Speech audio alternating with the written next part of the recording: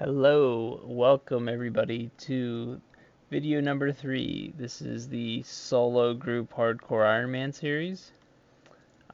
I am going to be, making update and progress videos pretty much weekly, as far as I know, until some of the content gets pretty juicy. So hopefully, you can enjoy what's in store for you, and let's get started.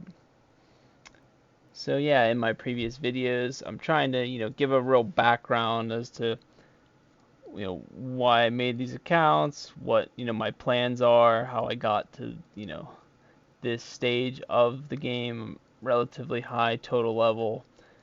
Again, I always regrettably wish that I had started recording and streaming it and making videos and content updates since the creation of the accounts from Tutorial Island, which would have obviously been ideal, but a friend of mine eventually coerced me into making these videos and just explaining some of the things I'm doing. So yeah, currently I found a star here doing some worm tasks.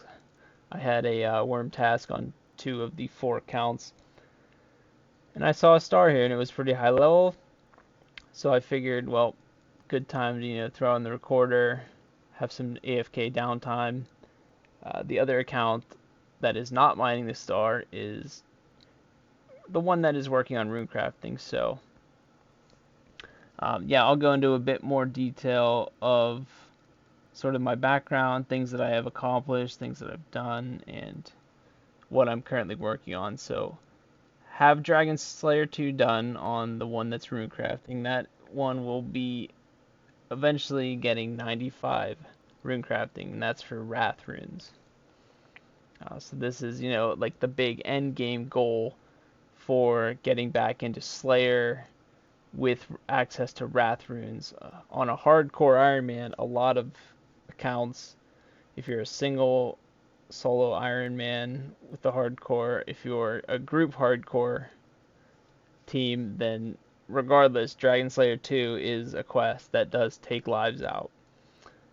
You will definitely see a lot of people just forego completing the quest altogether because of the risk involved, right? If you're a solo hardcore Ironman, you don't have lives to work with. You have that one life, and if you accidentally make a mistake doing Dragon Slayer 2, boom, the bomb hits you, Galvek takes you out of the game. You literally instantly get reverted to a normal, the Grey Helm Ironman, and crossed off of the hardcore high scores, and you can no longer progress there. So yeah, a lot of people think that that's the end of the account.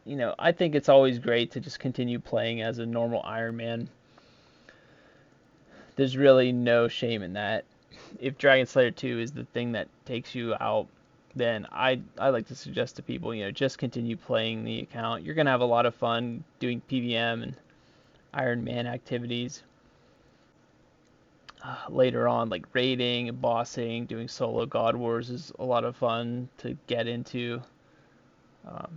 And just getting drops on your own, going for item completion, throwing in some skilling here and there, accomplishing whatever your Ironman account needs, right?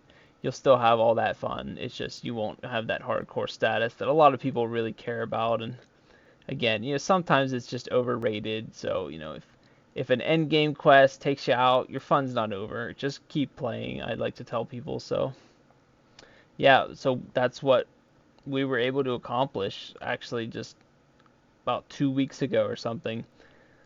I immediately then began going on the grind for runecrafting to 95, because if I can unlock Wrath runes at 95, then I can just trade the other 3 accounts that don't have the runecrafting level or Dragon Slayer 2 done, and they can utilize the Wrath runes for some of the Arceus spellbook spells, which you can use during Slayer.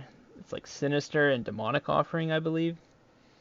So those 2 spells, say you're doing this worm task, which I'm currently doing. Well, I'm banking an inventory of bones and other various loots. I would just, if I had these 2 spells, pick up bones and then convert them instantly to XP. So it's like a gilded altar use for bones and ashes. That's like it's like a 3.5 times multiplier. It instantly consumes them, so they no longer bog down your inventory. And that's kind of like one of the best ways to get prayer for any Ironman, really, mostly for like hardcores and ultimates.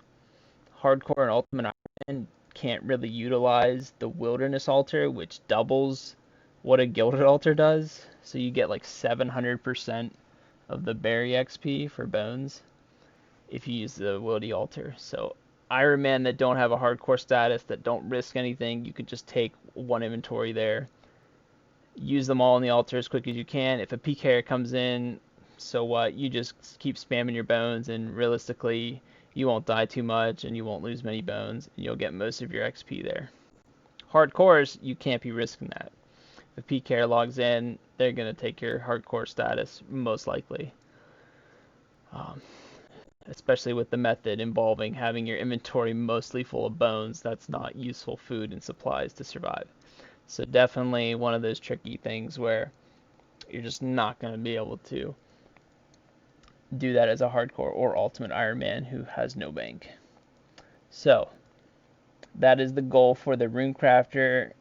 Again, I've been back to Slayer, doing some worm tasks. I just got done with a big King task. I got literally one of every single ring. The warrior ring, not that important, but the others are very important. So I got my third berserker ring and third seers ring and second archer's ring. So I will be continuing to do Dagonoth Kings. I hope to get some uploaded video content. I might just record and then voice over it, or I might try to voice over it live, commentate it live. We'll see. But regardless, it is very difficult to sort of like show that content while commentating, so I might put the voiceover because I've been using the escape crystal teleports. Jagex implemented this new feature for them where you can set a timer uh, of inactivity and the crystal teleport automatically triggers. Now this is to prevent anything like a disconnection or a power outage or an internet outage to instantly make you lose your hardcore status.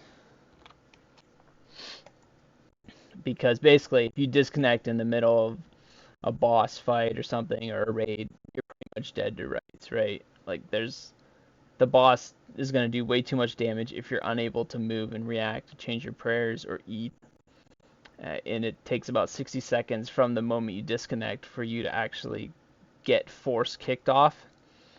And this teleport crystal allows you to sort of lower that, or rather simulate a way to lower it by setting a timer, for example, like 4 seconds, 6 seconds I've seen people do, where you can set it as low as like 4, 6 seconds, and then after that small amount of time, say your internet kicks out and you lose control of your account, well, 4 seconds or whatever you set it to is going to pass. The crystal is going to understand that you haven't put in any inputs in that time, and then it's going to automatically trigger. Now, for me, playing multiple accounts like this, that can kind of be a burden. All right, so you have to be able to upkeep your account from being AFK for that long. Otherwise, it's going to waste the crystal. It's going to think that you're disconnected because you weren't putting in enough inputs in the time that you set, and then it's just going to automatically trigger. That actually happened to me multiple times today, and I lost about 300k worth of the 75k crystals. So it kept procking at Dagonoth Kings, and again, that's a very far run. So I think I had my timer set a little low. I had it set to 20 seconds. I'm sorry, I had it set to 15 seconds, and then that obviously triggered when I was just fighting them. I wasn't able to perfectly like maintain each account's activity. I was taking 2 accounts there, so I have to constantly go back and forth between them and make sure I'm clicking something to make sure that the inactivity teleport doesn't trigger accidentally, which is what you would call it. Because the game has no way to actually tell whether or not you're disconnected or not, this is the sort of safety measure to implement, that if you were kicked off of your computer because your power shuts off, right, you're going to lose control of your account until it gets 60-second logged, and these crystals help you then shorten that down to only 4 or 5 seconds, however long you set. I was setting mine to like 15 or 20 seconds just so that it doesn't accidentally work, which isn't as safe as the shorter durations, but there's just no way that I could click back and forth between multiple accounts and not have it accidentally go off if it was any shorter. So yeah, had some Dagonoth Kings going on there. Was able to snipe some rings, and I'm just going to keep going back on Dagonoth tasks. I get one, I can either store it or just sit on it and do some skilling in the meantime until another account that's doing Slayer ends up trickling into another Dagonoth task, and then when I have both accounts have it waiting, then I can just go send a nice big old trip, and that's usually a lot of fun. So yeah, that's what I've been working on the past couple days. The trips are roughly like an hour and a half to 2 hours, I would say, and I definitely got a lot of good drops today, so I was pretty happy with that. Getting back to Slayer here, obviously I'm just doing a couple worm tasks. Happened to find this star, so that's why I was mining, and then I'm just getting back to the fishing and such. I was doing rune crafting, of course, on the main that has Dragon Slayer 2 done, and then I'm just doing a lot of Karambon fishing just for something that's super AFK and chill on the side on the 4th account. So yeah, those are the goals. That's kind of what's been happening lately. Yeah, so a little bit of background, about myself and sort of why I chose to play like this and whatever. Like, I've always enjoyed like helping people out in the game, whether it's just informational, whatever, right? Um, Sometimes I just give people free stuff if they're like a new player or something. I give them like, some startup like GP and maybe some runes, just a general nice little package supply of like startup gear and whatnot. Someone's trying to message me. I'm just gonna have to tell them I was recording a video. So, but yeah, that's part of the reason why I am making these videos, is because I want to sort of go into detail and explain a lot of things, whether it's on a very basic level or a more high level diverse angle, right? If it helps somebody somewhere somehow, right? I find some joy in that, whether or not it's something very small or large. You can always find fun in like helping someone out. Like right now, someone's asking me something. Should I unlock broad fletching before I fully do Slayer? Well, my friend, you should only if you use broad bolts for a task. So yeah, like there you go. Like if you want to know things like that, feel free to drop them in the comments. I accidentally had comments disabled, but they should be enabled from here on out. In my past videos, they accidentally were off, so hopefully those are working as intended. And yeah, if you have any questions, comments, concerns, maybe you just want to say, hey, nice videos, you maybe want a terrible job, drop whatever you want in the comments. I'm open to all criticism, good or bad, and I want to use that to build on and improve, whether it's positive or negative feedback. So yeah, I've always just enjoyed helping and teaching people, and also just showing very, very like interesting little niche tips and tricks that I personally have developed. For example, like there are just some casual tiles being marked here, and I believe, see, these two that I'm zooming in now, so that is the bottom right screen that you're looking at. These two tiles are safe spots for like ranging with long range. If you want to like somehow trap the worm over to the left, and then you can safe spot them from there. Like little things like I mark tiles anywhere where it could potentially be useful, and I'm able to perfectly utilize the size of creatures, right? Like these worms and other things, like maybe a Dagonoth King, they're a 3x3 unit, so they have like a center tile, they have then the 8 that surround it, and just stuff like that, like the knowledge that I sort of have, right, that really helps me do certain things in the game that I want, right? Like utilize a safe spot at Dagonoth Rex. When I'm killing all 3 Dagonoths, I'm able to locate the nearest sort of safe spot available to me then to like kill him with the trident. So yeah, so hopefully, even if you're a beginner or a veteran player, you can find some useful information in these videos. And again, I will just be going over progress for the accounts as well, giving everybody some updates on things that I'm doing and accomplishing. So whether or not you're here for, tips, advice, or just to see some content of hardcore group content, maybe all operated by one person, well, you found the right place. So yeah, again, hopefully in the long run, it can be useful information.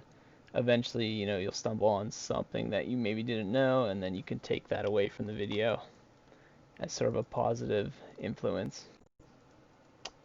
So yeah, just trucking away the Slayer. I'm going to continue just maxing my melee stats because I do want to enter God Wars and start going for God Wars drops. Some of my biggest goals would be to get like a Sarah God sword. Even if I just get one, I can do Slayer on one account and utilize it and share it through the group storage. And if I, decide to do Slayer on multiple accounts at once, maybe I go for another Sarah God sword. The Sarah God sword is one of the best specs in the game for Slayer because it's just going to give you a massive hit that restores a lot of your prayer and HP. And well, if you have ever done combat in this game, you know that Slayer tasks generally whittle you down on your HP, and if you utilize prayer, it also needs restored. SGS is just going to restore both of those pretty handedly, so that's a huge goal. Bando's armor is really nice. The chest plate is the same as the torso, but it's way higher defense and gives a prayer bonus or something. So it's just an all-around upgrade. Tassis are obviously just best in slot there. They give 2 strength bonuses, a leg slot, and some prayer and good defense. So all around, just a nice item to have for when I'm not just using straight up prayer. If I'm using proselyte, I'll use overhead praise, but if I'm using bandos, I'll go for like a tank method where I use super defense pots and utilize my high defense to sort of tank rather than rely on overhead prayers. So yeah, if we want to go, that's the current goals, and if we want to dive a little bit backwards in time, I did explain in some of the previous videos, but if in case somebody needs to catch up, maybe you haven't seen those videos, I did the initial Winter Todd method, got 4 tomes of fire. I kind of stopped at like 90. Obviously, it would be ideal to go to 200 mil XP if that's your goal long term, but I'm not going that hard into like a 200 mil right off the bat because I wanted to get involved in the combat, right? I didn't want to just have this like stigma of like, oh, I'm just gonna go straight for 200 mils. I wanted to at least have the option to PVM if I want to, especially when I first created the 4 accounts. I had all 4 lives. Now I'm down to 2, so my options are starting to get more limited, right? For instance, right now I'm taking 2 accounts to Dagonoth Kings. I might just get wiped there because I'm taking 2 accounts. If I DC and both of them end up going out, then that's my 2 remaining lives, right? So you could argue that maybe it would be wise to only take like 1 at a time and use a lower time on the crystal, but then I'm not able to ult as hard because I have to constantly be clicking on the one account with the low activation time on the telecrystal. There's a lot of factors that I just don't really appeal to right now, so I'm just gonna keep doing my original plan here, and that's to just finish Slayer with probably get 99 Slayer and definitely max out attack and defense as well as strength. Some of the accounts are still not 99 strength, so slowly working on that, using whip uncontrolled, which is a very slow method, but I still need the attack and defense. So if you need all three, you might as well just use controlled. It's just going to slowly get you there, especially because I do need 99 strength. So that's the only style that gives you a little bit of strength XP with the whip. So yeah, that is currently why I'm doing so much Slayer, and of course I need GP out the wazoo. I need a lot of GP. I've been using it constantly on things like construction, going to Narda, putting herbs into my vials by method of the hard diary for the desert area. It's like 200 GP a pop. So to put 1,000 herbs, and I have stacks across the board of every herb is around 1,000. That means I might have upwards of like 10,000 herbs. That's like what, 2 mil? Just bam, gone. Just to put it in the herb or into the potion, the vial of water instantly instead of having to sit there and put 14 in at a time, slowly but surely. It's gonna take so much time to do that, and I'd rather just expedite it with some GP. So that's part of why I need all this cash. And of course, just having max combat is excellent for like going into bossing like God Wars. If I go into God Wars now, sure, I could get away with it, but why not just get 99 strength, 99 attack, 99 defense, and then go in, right? You're just slated to be way higher stats and be a bit more survivable from the defense, a bit more high DPS from the attack levels and strength levels. And overall, that could determine the safety of the accounts, right? If you're a hardcore and you kill the boss faster, then there's less chance that a disconnect occurs during the boss fight, or you're just there overall for a shorter duration to get the unique items that you're looking for. So maybe if that takes weeks or whatever, or a month, then you end up leaving a few days earlier if you're just that much more higher in stats across the board. So that is one of the main reasons that I am doing all this combat. Hopefully can go into Sarah and get a God Sword hilt from that. The Sarah God Sword, one of the biggest upgrades to my current like Slayer grind and setup, and as well as some bandos. So those are some of the current grinds right now. And yes, some of this ties into the Guardians of the Rift that I was doing. I was purposefully doing some of the combo runes there, which as an Iron you don't really have too many good opportunities to go for like mud runes and such. So I know that pot share, I looked it up on the wiki, it requires earth and water as a combo. So if I can put, for example, mud runes and natures in my, or sorry, it would be mud runes and astrals, right? That would be in my rune pouch. Maybe I could save a slot. But thinking about it, you might just only need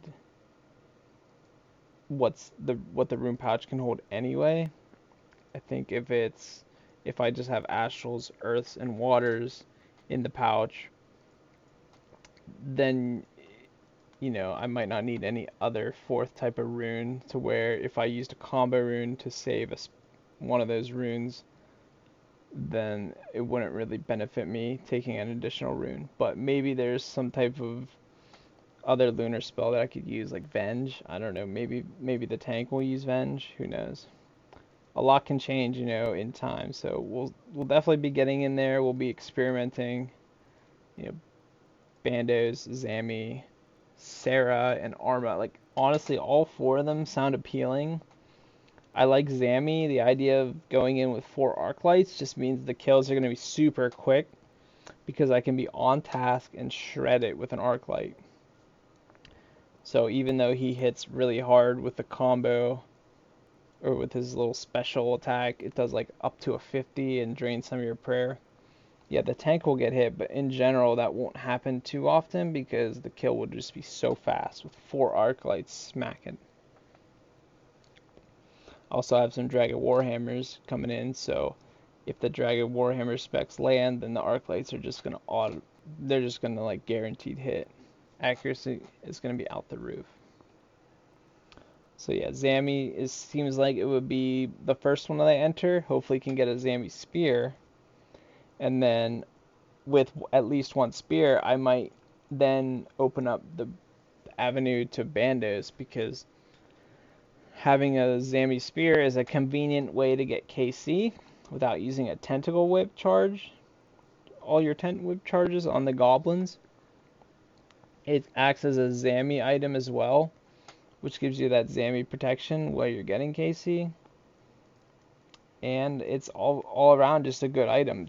A whip or a tent whip is slightly better, but the Zami Hasta gives a little bit of prayer, and it gives 15 to all defense stats. That's insane. It actually gives 15 to range defense as well, which you're like, why is this little thin stick of a spear able to block arrows? Normally, things like a defender actually gives you negative range.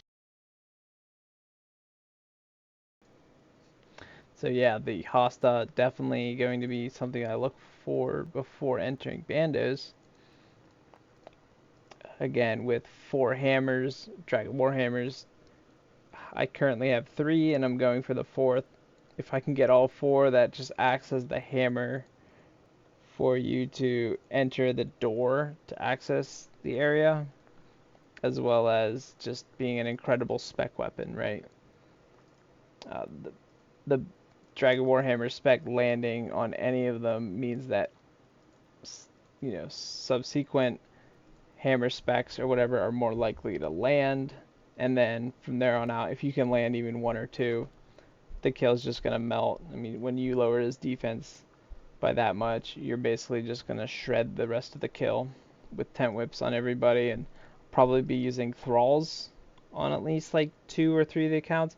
I might try to use thralls and have bones to peach tabs, since I won't be on the regular spellbook. So thralls, on the Arceus spellbook, they would just be doing some casual chip damage through defense too. So it's nice that it'll just automatically hit, zeros, ones, twos, and threes, whichever it happens to roll throughout. And yeah, it just does some nice little chip damage. That on like 3 accounts could be pretty massive, dealing roughly like 5 to 6 damage every single attack I do, in addition to what my hit does, just for summoning thralls. And again, yeah, so the rune costs are no worries. I'm crafting here hundreds of thousands of blood runes currently, and I don't really have much use for them. I might not be able to get a scythe or a sang ever, so those items like the Sanguinesti staff, Scythe of Vitor, probably won't ever be able to use them in terms of, the blood runes. So, because, not being able to enter Theater Blood without anybody from outside of my group, because hardcore group irons are locked to prestige, meaning I have to participate in raids only with members inside my group. I might not be able to solo Theater Blood, not on a hardcore. Maybe if I wasn't hardcore, you could eventually attempt it, but even then it's not realistic. But I could see maybe somebody soloing it just to get like the uniques. Anyway, yeah, that's just off the radar there. Theater Blood and Nex. I discussed in previous videos that those are the 2 places that are actually just kind of off limits. We'll be looking more into Nex. As I said, I do have some theory crafted methods. Maybe I'll stream some samples on like what my plan is going into it with my main and my Ironman, and maybe I'll have a friend or 2 join to see like how viable it would be. So yeah, so that's Zami and Bandos. Arma seems pretty easy. I just need to unlock Aviances, get the task, hunt some chins, and then go in there, sort of just have a tank shield and a rune crossbow with diamond E bolts, and just rag range it on 3 of the counts while one of them chins a minion, and it should just go down pretty quick. With that many people just bolting for like 40s casually on task, I can get AVNCs on all 4 accounts because of the awesome thing that Jagex implemented called task storage. Task storage allows you to do exactly what it says. You can store a Slayer task that you get and then unlock it whenever you want later.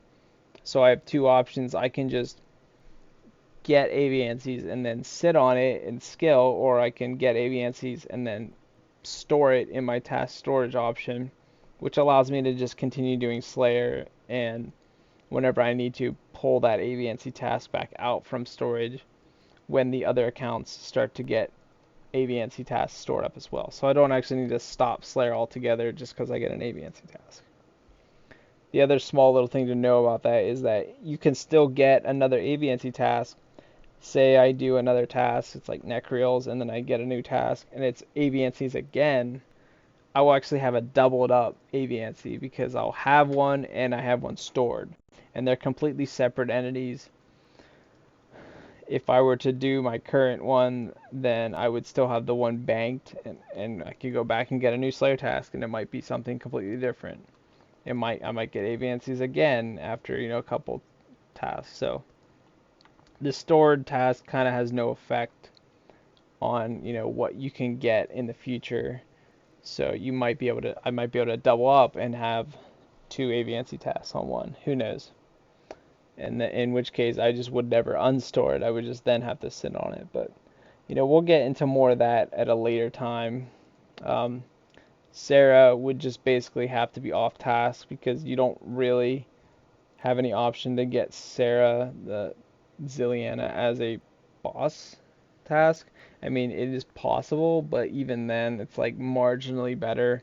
She has a ridiculous amount of defense as is, so I don't see it being like too critical, especially knowing the rarity of getting a task for her from the boss task.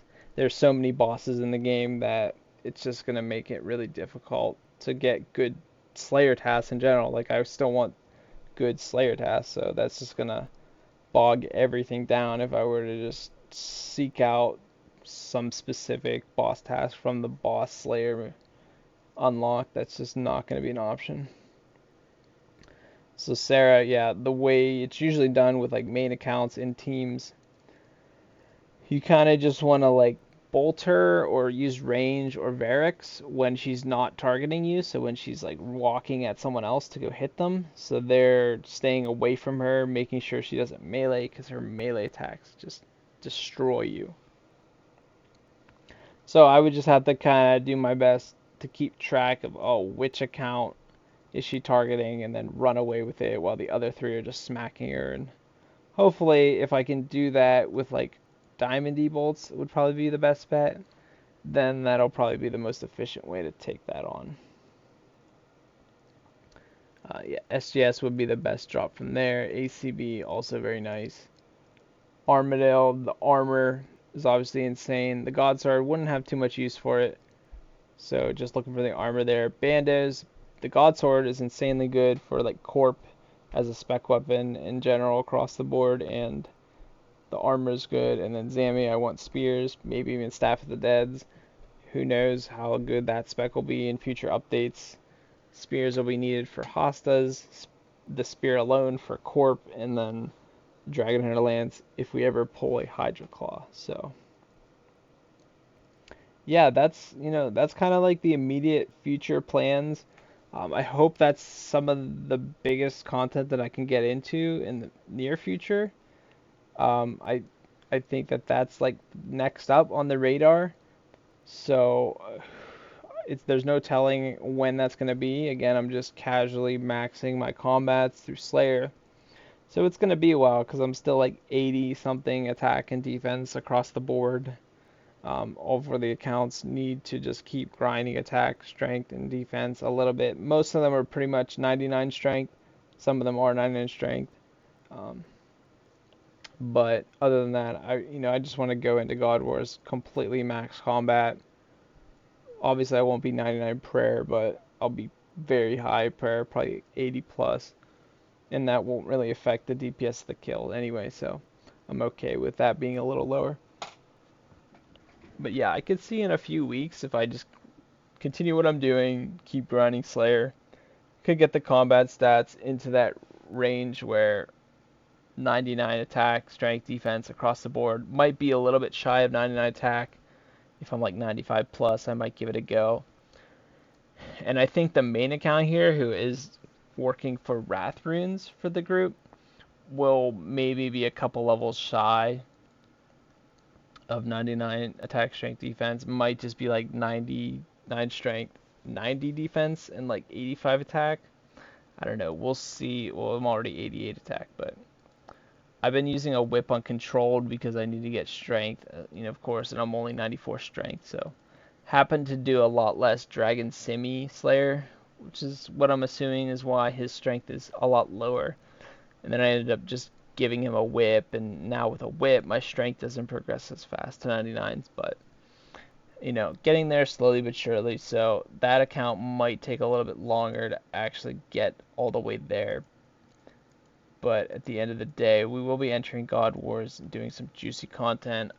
We'll hopefully be able to upload that. It's going to be tricky to figure out what type of activation timer setting I want to put on these teleport crystals for the escape crystals. It might just be really, really long and just used as a really severe backup in case I actually full DC and the boss is going to spawn in a little while. Maybe it'll keep the accounts alive, but in general I just need to check the weather radar, make sure there's no storm going on, no high wind, no rain or thunder and lightning, and hopefully power just doesn't go out and I can stay hardcore. Because taking 4 accounts into the same God Wars room and then having your computer shut off because your power goes out to a storm is an insta wipe. So yeah, that's gonna kind of wrap up my thoughts and ideas here for video 3. Thank you everyone for tuning in. This is the solo group hardcore Ironman series. Drop a subscribe and comment below if you have any comments, questions, or concerns about the accounts or my plans, or maybe just the videos in general. I am, rather new to the video making process, and hopefully they're coming out okay. I'm now recording in the 1080p. I clicked the upload on 720 for the last couple accidentally because I thought that maybe it would be too harsh on my computer, but my friend told me, hey, just do it in 1080. So yeah, that's going to conclude the video. So thanks everyone for tuning in, and I will catch you on the next one.